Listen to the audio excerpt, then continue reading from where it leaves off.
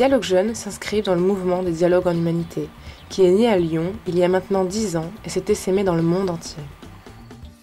C'est l'occasion pour les jeunes de prendre le temps pour eux, à revisiter un peu les objectifs dans la vie et voilà, réfléchir sur notre rapport à l'argent, à l'économie, notre environnement, voilà, à la diversité des gens. C'est un parcours d'une semaine en résidentiel. On se met tranquillement au vert dans un lieu un peu isolé, tranquille, à la campagne, de façon à couper avec justement ces flux informationnels permanents et de se centrer sur soi-même pendant quelques temps, de se donner cette chance. L'édition 2011 a été parrainée par Edgar Morin, philosophe français de renommée mondiale, et Henriette de Chaponnet, fondatrice de CEDAL et de l'IRAM pour le développement réciproque des savoirs.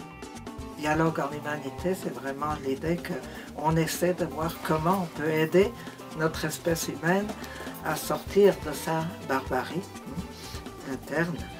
La jeunesse est une force énergétique formidable. Pourquoi? Parce qu'elle n'est plus dans le cocon d'enfance. Elle n'est pas encore intégrée, pour ne pas dire domestiquée, dans la société adulte. Elle a des aspirations et des révoltes qui se calment quand on est adulte, mais qui sont très fortes. Parce que je pense que c'est très important la transgénérationnalité, parce qu'on s'apporte les uns les autres. En fin de compte, qu'est-ce qui va faire l'avenir de notre monde, sinon les jeunes?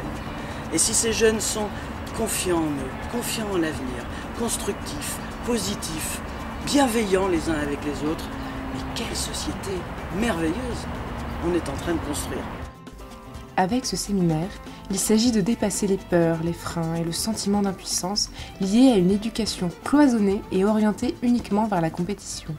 En somme, de réapprendre à dialoguer, s'ouvrir à l'autre et se remettre en question. La méthodologie de formation suit 2 axes. Un axe plutôt dit de développement personnel, c'est-à-dire d'essayer de partir de soi d'abord, de soi et puis de son interaction avec les autres. Un axe vertical qui est le quotidien, c'est-à-dire que chaque jour, les repères et les actions sont les mêmes, de manière à être sécurisant et en donnant des repères.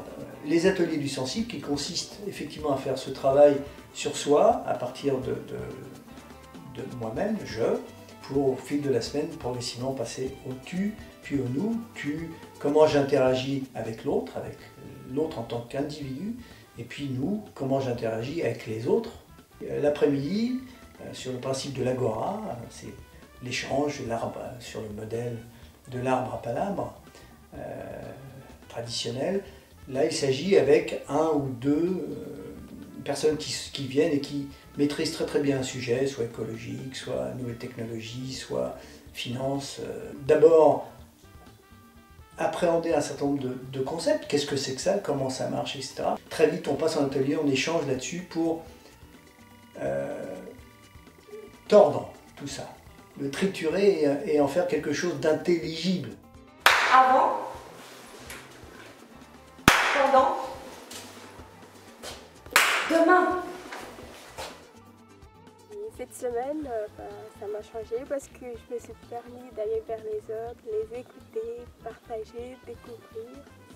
Ça m'a fait réfléchir sur beaucoup de choses, notamment pas avoir des préjugés sur les personnes.